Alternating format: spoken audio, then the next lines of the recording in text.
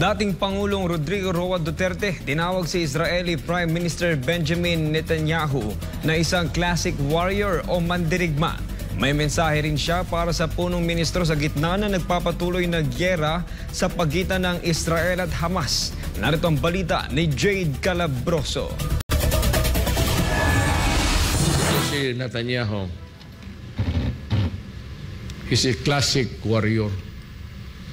Hindi yan pampolitiko si warrior. You know, his brother died fighting the terrorists. Pati si Netanyahu, sundalo yan. Ito ang ipinahayag ni dating Pangulong Rodrigo Duterte kay Prime Minister Benjamin Netanyahu. Samantala, mariing kinundina ni dating Pangulong Duterte ang pag-atake ng Hamas sa mga sibilyan. At kung siya ang tatanungin kung ano ang kanyang gagawin, kung siya ay nasa posisyon ngayon ng Israeli Prime Minister, ito ang kanyang sinabi. Israel has an atomic bomb. I think it is only Israel may atomic bomb dyan sa Middle East. Ihulog ko na lang yan. Sabihin ko, tapos tayo lahat. Huwag mo akong ganunin. So if there is a representative of the Jewish state Israel,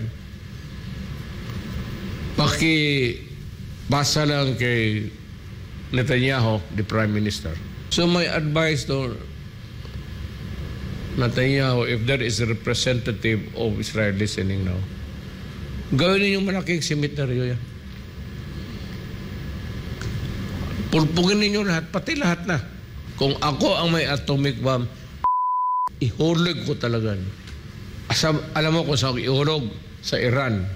Because itong Hamas na ito ang amo ng Hamas.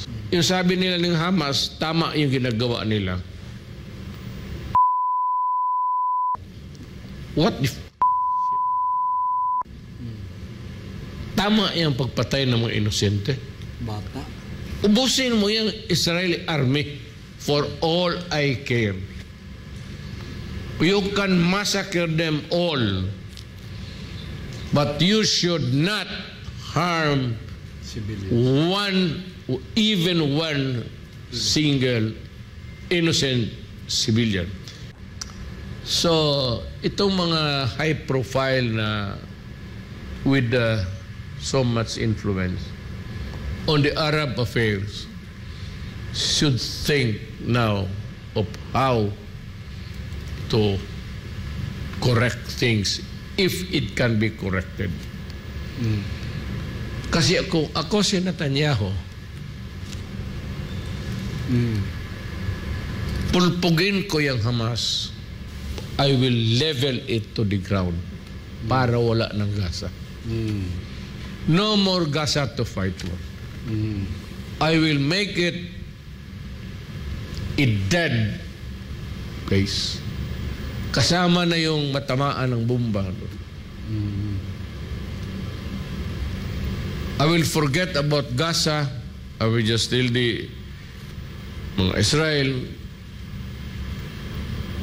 bumalik na kayo, maghanap kayo ng pwesto dito sa lugar natin. At kayong mga Palestine, the good ones, the innocent ones, umatras kayo kasi pulpugin ko ito. And I will make it the biggest cemetery in the world. Am I a violent man? Yes. If there is reason to be violent, this is not to side with Israel.